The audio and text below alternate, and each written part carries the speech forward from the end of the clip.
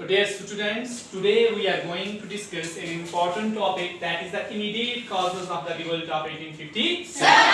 आज जो हम पढ़ेंगे बच्चों वो है कि तुरंत जो रिवोल्ट ऑफ 1857 हुई है रिवोल्ट, उसके इमीडिएट काज क्या थे, तुरंत ऐसा क्या हुआ कि हिंदुस्तानी लोग अंग्रेजों के खिलाफ खड़े हो गए, उन्होंने इतनी बड़ी लड़ाई का आगाज किया।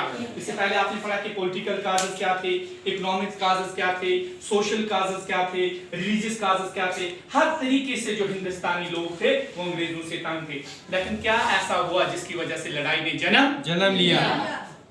तो बच्चों the main immediate cause of the revolt of 1857 is the Graced Cartridge. What was that? Graced Cartridge. एक नए किस्म का कारतूस अंग्रेजों ने इंट्रोड्यूस किया। ये जो कारतूस था, इसको राइफल में भरने से पहले इसके ऊपर एक लेबल था। उस लेबल को दांतों से क्या करना पड़ता था? उखाड़ना पड़ता था। रिमूवर ऐसी फैल गई, अफवाह ऐसी फैल गई कि ये जो हम दांतों से इस लेबल को उखाड़ते हैं, इसके नीचे दो चीजों की चर्बी लगी हुई है, दो चीजों का फैट लगा हुआ है। Number 1 is the fat of cow, another is the fat of pig.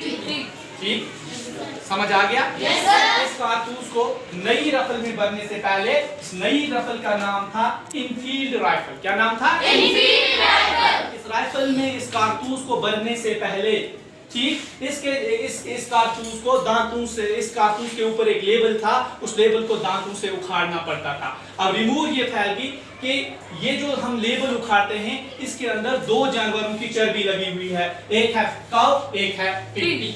जो उस वक्त जो हिंदुस्तान की फौज थे, जो अंग्रेजों की फौज थी, उसमें बहुत सारे हिंदुस्तानी थे। मैक्सिमम उसमें सोल्जर तो हिंदुस्तानी थे, या तो वो हिंदू कम्युनिटी से थे या मुस्लिम कम्युनिटी से थे। तो दोनों हिंदू एंड मुस्लिम कम्युनिटी के जितने भी सोल्जर थे, उन्होंने इस कारतूस को इस्तेमाल करने से बिल्कुल क्या किया? इनकार किया। क्यों इनकार किया? Because it hurts the religious sentiments of both Hindus and Muslims. क्योंकि ये दोनों, हिंदुओं के मजहब पे भी एक अटैक था, उनके सेंटिमेंट को भी हर्ट करता था, और मुसलमानों के मजहब पे भी एक अटैक था, उनके सेंटिमेंट्स को क्या करता था? हर्ट करता था। क्यों? जो काऊ है it is sacred for Hindus, और जो पिग है इट इज डिस्टेबल फॉर मुस्लिम्स। काऊ जो है ये हिंदुओं के लिए मुतबरक चीज है, पाक चीज है, और जो ये पिग है ये मुसलमानों के लिए डिस्टेबल है, मकरूह है, हराम है। तो इस तरह हिंदुस्तान के सोल्जरों ने बिल्कुल इसको इस्तेमाल करने से क्या किया? इनकार किया। तो यही आज हमारा टॉपिक है। The immediate cause for the revolt of 1857 was greased cartridge. What was the immediate cause? Greased cartridge. The greased cartridge supply for the new Enfield rifles. नई राइफलों के लिए ग्रेस्ड कार्टरिज को इंट्रोड्यूस किया गया। The cartridge had to be bitten before loading. इसको दांतों से उखाड़ना पड़ता था, इसके ऊपर एक लेबल था राइफल में भरने से पहले, लोड करने से पहले। Believing that the fat of cow and pig has been used to graze these cartridge, both Hindus and Muslims refused to use, as the cow is sacred to Hindus and the pig is distasteful to Muslims. दोनों मुसलमानों ने भी, हिंदुओं ने भी इसको इस्तेमाल करने से इनकार किया, क्योंकि उनको पता था कि जो काऊ है, हिंदुओं को पता था ये हमारे लिए सैक्रेड है, जो पिग है मुसलमानों को पता था ये हमारे लिए डिस्टेबल है, मकरूह है। It hurts the religious sentiment of both the community. दोनों कम्युनिटी के रिलीजियस सेंटिमेंट इससे काफी हर्ट हुए, उन्होंने बिल्कुल इसको इस्तेमाल करने से इनकार कर दिया, और यही वजह बनी immediate cause of the revolt of 1857 की, जो लड़ाई 10 मई मिनट से शुरू होती है और आहिस्ता आहिस्ता पूरे हिंदुस्तान में फैल जाती है।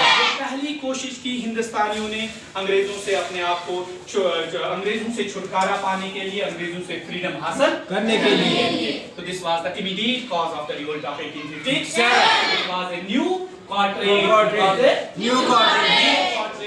and greased cartridge. That was and Indian soldiers were asked to use that cartridge. हिंदुस्तानी सोल्जरों को कहा गया इस cartridge को इस्तेमाल करो, लेकिन उन्होंने इसको इस्तेमाल नहीं किया।